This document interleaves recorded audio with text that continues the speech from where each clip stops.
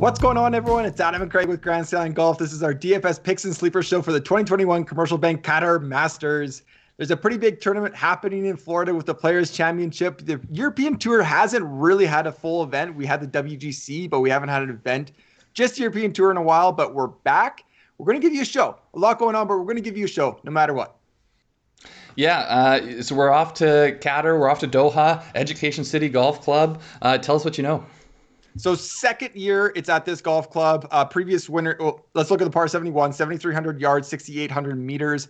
From what I know of the golf club, it's a little bit more wide open. Emphasis not really on hitting fairways. It's pretty wide open, desert golf. Emphasis a little bit on scrambling around the green. That's what I've noticed with this golf club. Obviously, only 1 year of data, so we don't have a lot to go off of. Recent winners there, Pepperell, Harding, Campillo. He was last year in 2020. And then looking at weather. I think just with the course, I mean, I've got the quote up here for the players for TPC Sawgrass, but I think it probably applies at this course as well. It's a simple formula. You hit it good.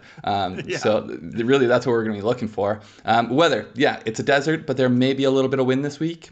Yeah, last two rows there, the wind, possible gusts up to 32 on Saturday. So definitely wind is a play. Mm-hmm. To me, that's just ball strikers. That's, again, around the green scrambling, saving that par. Yeah, and really just people that are comfortable in the wind. To me, it's not going to affect picks a whole lot other than if you are looking at someone who really struggles in the wind. Yeah. So we're doing a ton for the players this week, but we still want to give you the European Tour show. We're only going to go one pick instead of our 2 and 2. So, Greg, should we jump into it? Yep. And just so you know, we typically do for our European show, we do sleepers below 8,000. Yeah. So picks above 8,000, we have one each. Sleepers below 8,000, we got one each for you. Boom, you got it. Andy Sullivan is my pick this week. 9,700 on DraftKings. He is sixth there. I just think, it's a pure value. He's getting disrespected on Craig DraftKings pricing. He's getting disrespected. I'm here to respect Andy Sullivan. 2020 European Tour ranks. So we only have a couple of events in 21. So I'm going back to 2020. First stroke swing tee to green, just under 2. Second scrambling, 65%. I love that this week. Third stroke swing total, 1.67. Again, that's the full European Tour. So pretty good for this field. Mm-hmm. T21 here last year opened 66-66, was tied for the lead. Fell off on the weekend, but 82nd stroke swing putting. Last tournament here. So you can't win when you're putting that poorly. I think Andy Sullivan, if you clean that up a little bit, absolutely can be one of the favorites. Yeah, he's the highest ranked golf. Just needs to hit a few more classy putts and then he'll be good. Some classy putts, exactly. Highest ranked golfer, official world golf ranking in the field. He's sixth. He's going to probably be my captain in our fantasy race to buy. Ooh, I love it. Everything. Giving away your picks. Giving away my pick. I'm doing it. Hey, I'll get weird elsewhere, but I'm giving away my captain pick. Gotcha. I just I like everything kind of he checks all the boxes this week. Yeah, I like it. I think, I don't hate the idea of going up higher, but I think you can totally start in the 9s here. So to me, Andy Sullivan's a good place to start. You could actually do him. I've got the guy priced right below him as my top pick here. You could even plug both these guys in if you really want to. I'm going George Coetzee, the South African. He's priced at 9,600. He's 7th on the price list. To me, it's very, very much skewed towards course history and his Qatar playing history. Nice. But it's also he comes in with relatively good recent form, but then also stretching back through 2020 form. In terms of playing at the Qatar Masters, which I think you were saying there has been a couple courses that they've used. I think so, yeah. But he's been here the last 9 years that they've held this. He's made 8 cuts. He's had 7 top 12s. 6 top 8s, and he's been second twice. So he's just been absolutely killing it. I think even if it is a different course, he was tied for 7th last year. I think you were saying that was definitely the same course. But it's just I like it when someone has a comfort level going to that part of the world and playing. Totally. Well. Like we see it. We talk about that with California, Florida. Absolutely. Yeah. And so I think, if you look at it, 7 top 12s and 9 starts, I think there's a super safe floor here. And I think he could easily go out there and win this thing. So to me, It may end up being chalky just because of how good his course history is. But then you look, okay, so recent form, 5 straight cuts made. He's been 11th or better in 2 of his last 3. They haven't been super high finished. I think it's an 11th and a tied for 10th. But still, he's playing good golf right now. Full 2020 season, he played 18 events. He had 5 top 3 finishes. So he's just playing very, very well a lot of the time he showed up. He had 2 wins.